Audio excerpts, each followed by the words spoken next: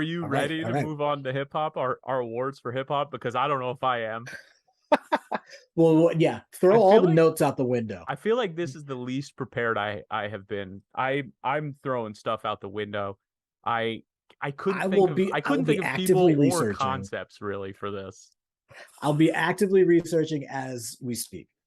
And literally, like starting out, I don't know who to pick for MVP. It's the only blank spot I have on my whole sheet.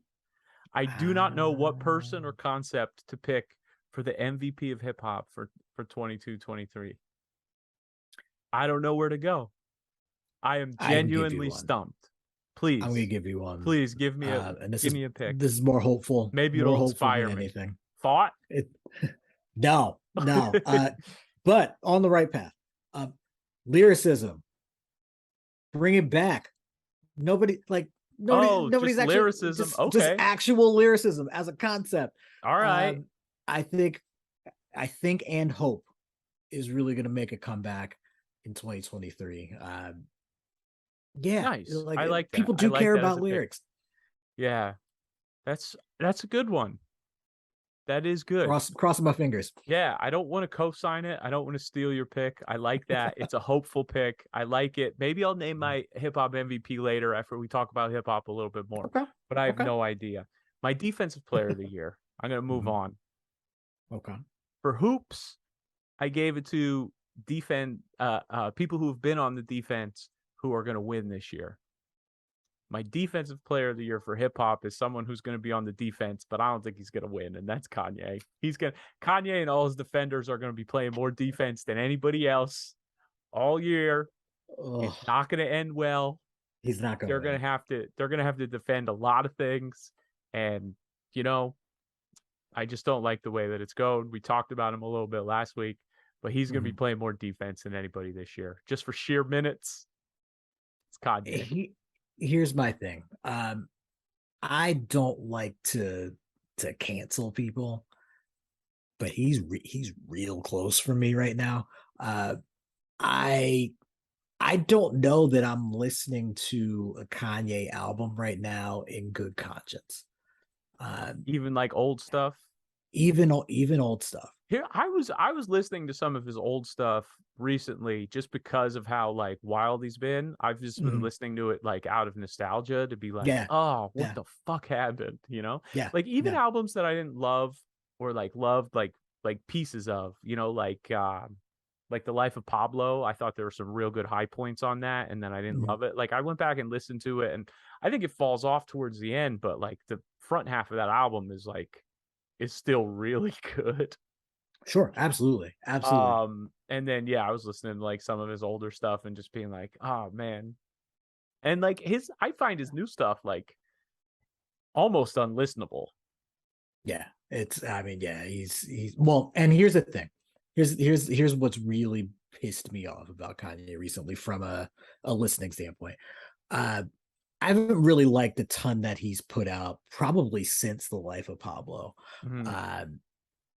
But his involvement in the Sunday Service Choir album was phenomenal.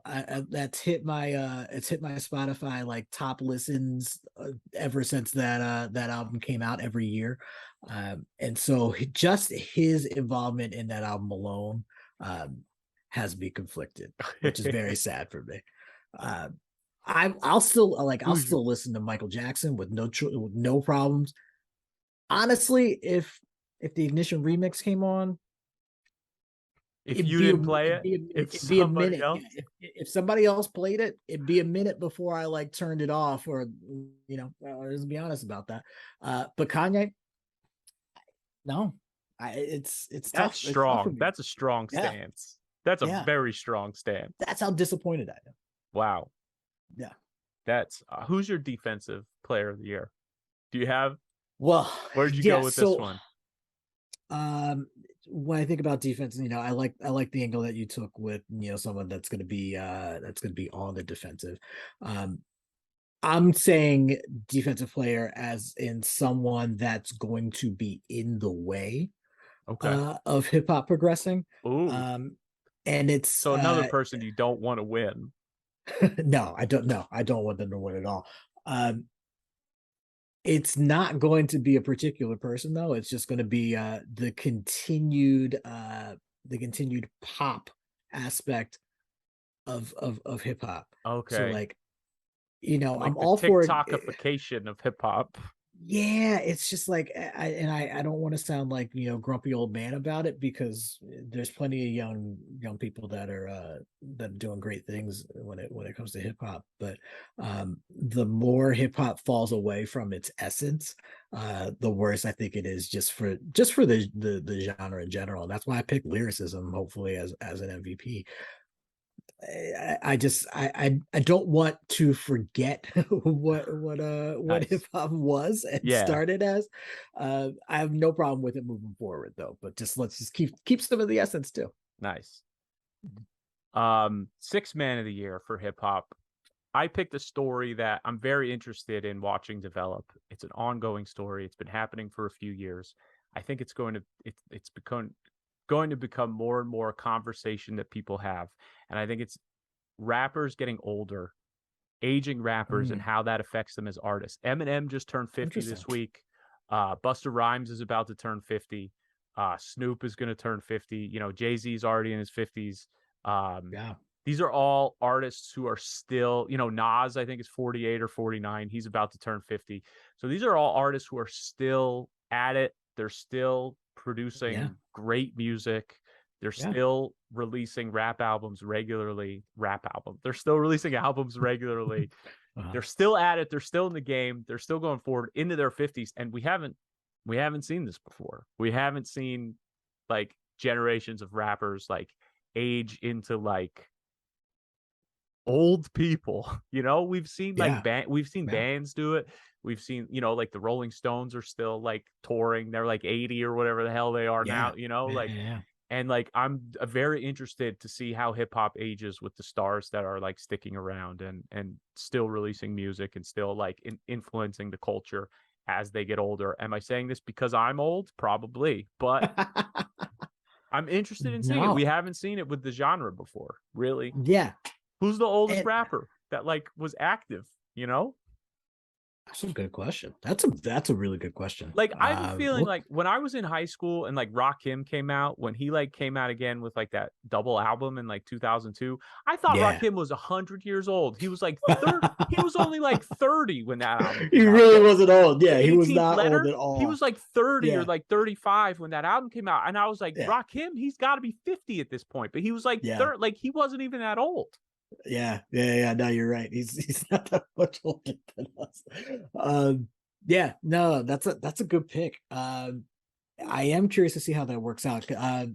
What I often find interesting is like looking at older MCs and the ones that are still touring and the venues that they're playing when they come through Philly.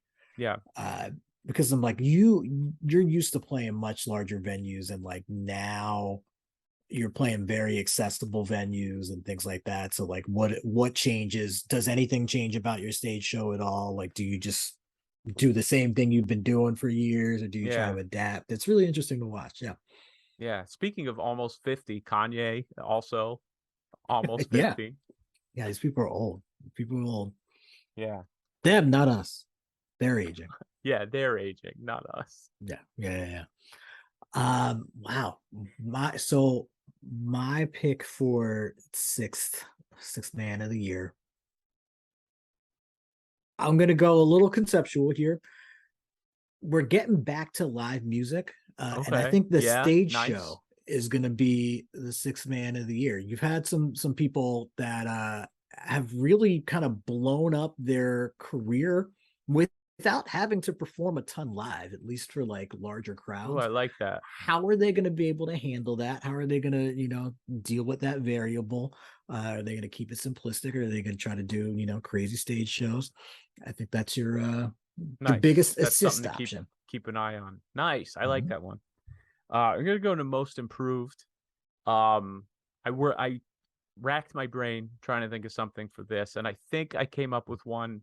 I don't know if it plays. I might be a few years behind, but I think it's going to be the way that artists are able to collaborate with each other, crossovers, um, working with people like over social media, like put like producers who like throw a beat on TikTok and then somebody can like collab with them and like do like a verse over it and like collaborations, things like that. I think that's going to improve. I think that's making the world of hip hop more accessible. People can like find more collaborators and things like that. And I think that's only going to kind of like lead to more opportunities and make things better.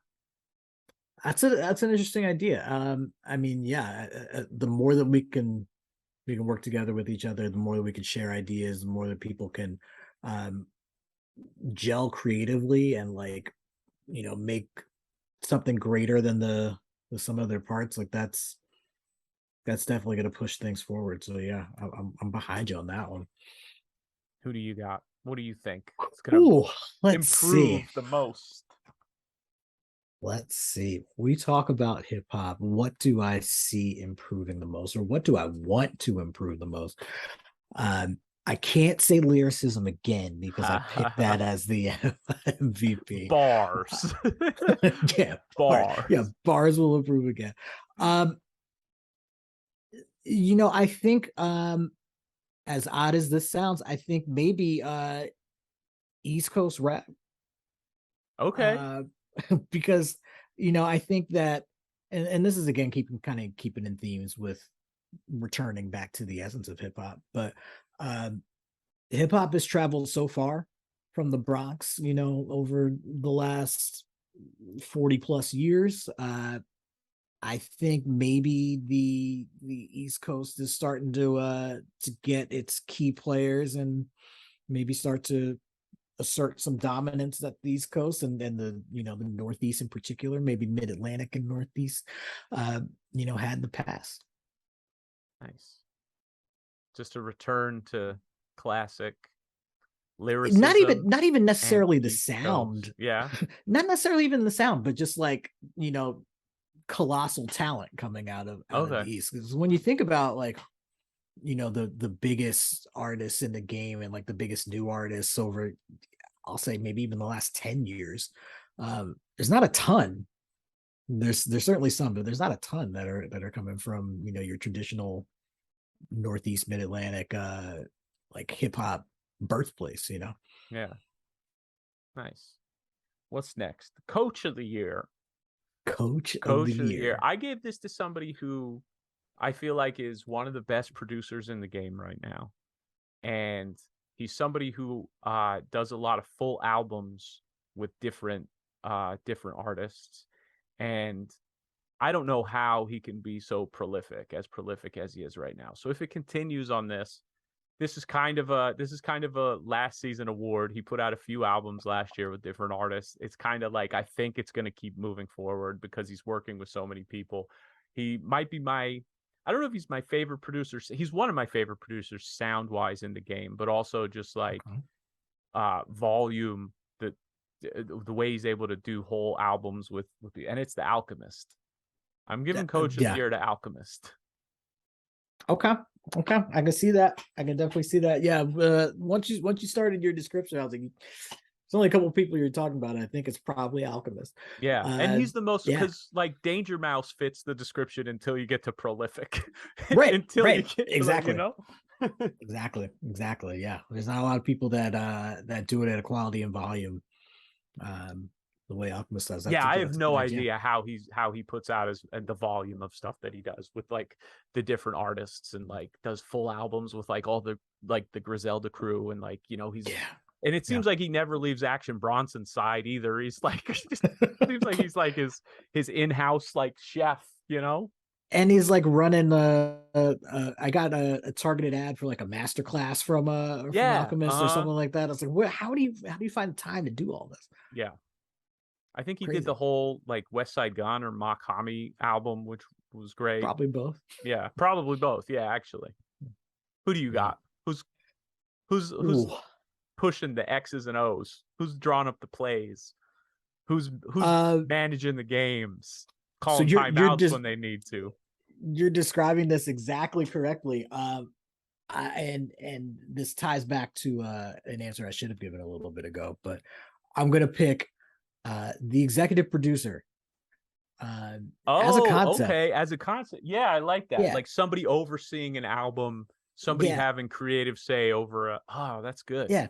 So like you know I'm an album guy. I think that artists put out, at least used to, take the time to really sequence a project and like put thought into things. And Hmm. um, I like to consume albums as the artist intended. Lately, it's more so I've got a collection of singles, let's throw it out there, or I've got Yeah. a collection of songs, let's go. But I think there's going to be a little bit of a return to the album, and with that, the executive producer, I feel like getting a big picture. a lot of our picks are hopeful. Wait till we get to the section of culture. Mine are super hopeful. Uh, but I'm gonna give you my picks for East and West Coast, back to back, so we Okay. can move forward. Yeah.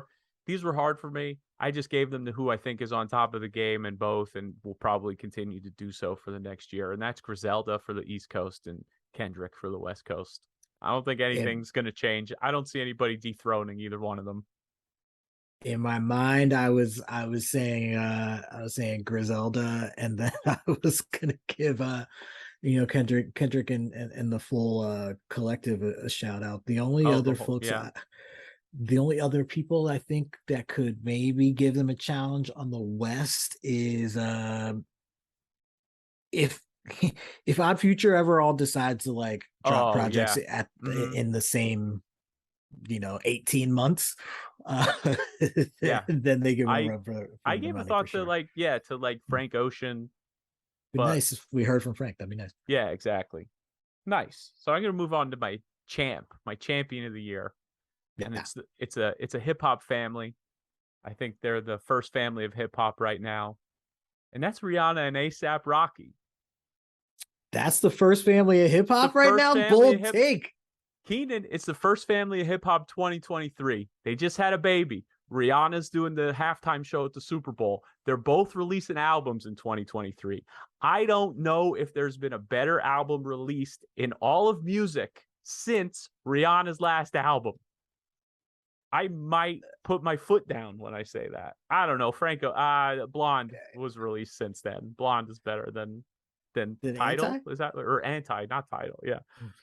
Uh, Blonde's better than Blonde's better than yeah, Anti. yeah. I think there's a lot of albums better than anti, but that's a different conversation. They're my champs this year. Here's the thing: you keep saying they, and then keep describing Rihanna. No, ASAP. You don't like ASAP? I do like ASAP, but if we're talking first family of hip hop, I like ASAP. I wasn't aware I should be looking for an album next year because I might have I had know to that look it up. I know that he's fighting a case. That's what I know about ASAP right now. I don't know if I can give him first family. Wow, that's a bold. I don't know if Rihanna can carry both of them. First family 2023. I don't know if they're there yet. Oh, it's gonna be tough to dethrone the Carters. That's a tough one. That's a real tough one, man. I don't know. I'm sick of them. This is Yeah, personal preference. I'm sick. Think about it this way. Beyonce just put out an album that wasn't done. It still sold crazy. People bought merch from her that they didn't know what it was. They just signed up for a box. She's got a stranglehold on her fans.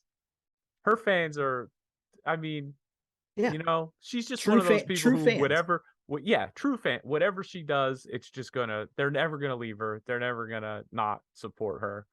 But I and don't then know. Jay, all it takes is Jay dropping 1 4-minute verse that, quiet as it's kept, is probably a little worse than everyone gave it credit for, but it's still very good. And all it took was one verse from him, and he's immediately the talk of hip hop. I don't know if that says more about hip hop or more about Jay-Z, but I think it's gonna be tough to dethrone those two.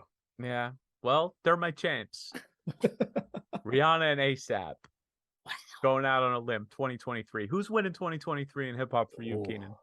I don't want you to take offense to my answer here. Mm. But 2023, who's winning? The White Rapper. Oh no. And here's That's a terrible answer. It's the right one though, sadly. Why? Please tell me why. Because there's a point where novelty and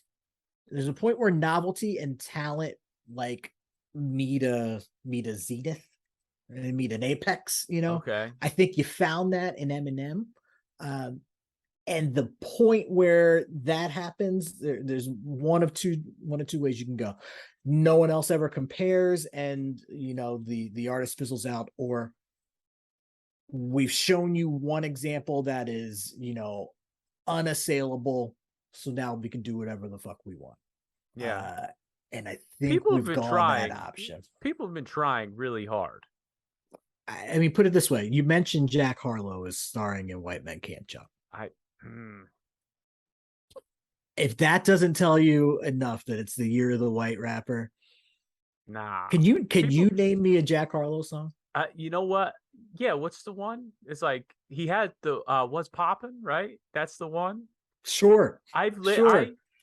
His not his first album. His album that he released like this year was trash. It was garbage. But it was awful. People were very, very quick to defend it. His previous whatever it was, mixtape or his independent album had a few songs that like I was like, all right, I'll give this guy a chance. There's always like a point with a white rapper. I'm always skeptical when I first like listen to them, or like, you know what I mean? And then I'm always like, all right, what's this guy's trick? You know what I mean? Like what's he trying to pull off? And then I listen to them and I like hear like, okay, like what's this guy up to? Like where's his skills, or you know what I mean? And then where does he land on things? And I don't know, Jack Harlow, he's like, I don't know. I'm gonna give you the reverse side of this argument. I can't agree. I'll also give you the reverse side of this argument. You could say it's the year of the white rapper in the sense that it doesn't matter as long as you're talented. Can you think of an example, at least in your mind, of a white rapper that you think is underrated? Current, like a relatively current rapper that you think is underrated or doesn't get as much shine as they should. I don't know that many. Who are even white rappers right now? You know what? I think as like and I've previously had issues with this person's with some things this guy has said in regards to hip hop, and I think that he's sort of changed his stance on that. But as skilled on the microphone with written raps, I think that Lil Dicky is actually underrated. I think he's agreed. Have you ever heard as underrated as you can be with a network TV show? Yeah, he came out. I mean, as a rapper, I think he's underrated. I think he came out. He came out as he did joke songs. They were funny. Like if you listen to some of his like serious bars that he spit, he like understands rhyme scheme and like he understands like the art and like crafting a verse and like all that stuff. And I think he's come around to like respecting the like all of hip hop and like his place in it. And I think he might have started out as like, oh, I'm doing this because it's funny and I'm white and it's going to get me attention and I want to be on TV. And there was an interview I read with him where he said this is the thing. There's one thing he said that bothered me, and I like almost wrote him off when I read him say this. And it was just like, oh, I started rapping because there are no regular guys who rap. It's all just like, and that just read like, what are you? That's like the whitest thing I've ever heard anybody say. Like, there are no guys just talking about like having a job and like living their life. Like, there's no regular guy, and I'm just like, I was just like, I'm done with you. But I like his television show's really good, and it seems like his show is written from a place by like a guy who like has come to terms with the fact that he like used to kind of think things like that and now knows his place better, and I want to give him the like benefit of the doubt there. But like I was just like, I'm not listening to this guy anymore. Like once I read that, I was just like, oh, that's like That's like such a tone deaf thing to say from like a For white guy sure. trying to rap, you know? For sure. For sure. Yeah. But if you think about it, his gimmick was not having a gimmick. Which, you know, that's a whole conversation in and of itself. But I think it also shows the strides that white rappers have come. You can be a mediocre rapper as a white rapper right now and have a decent career. You know And that what? says a ton. You know who else is underrated? Asher Roth is underrated. Rep Philly. Shout out to Philly. Asher Roth is shout out to Philly. Shout out to my homie Martronimus, who was just on tour with Asher Roth. Nice. Yeah, he's definitely underrated too. People still remember him as like the I Love College guy, and he's been trying to live that down for a decade. And he's a guy who makes albums. He's and here you go. That's a perfect example. Talented MC, underrated, should be an easy sell from a marketing standpoint, and he's not. Mm-hmm. I think that shows that white rappers have arrived. Okay, I get it. I get it. All right, yeah, I'm gonna give you my rookie of the year pick. It's the Stretch 4 podcast, baby. Rookie of the year. It's our takes on hip hop. It's our eventual mixtape that you're gonna force me into doing because we're also doing a podcast. Damn right. It's the Stretch 4 podcast. We're the rookies of the year in the world of hip hop. What about you? You got it. You got a real pick? Oh, rookie of the year. Rookie of the year. Did I pick this because I don't know any new rappers? Yes.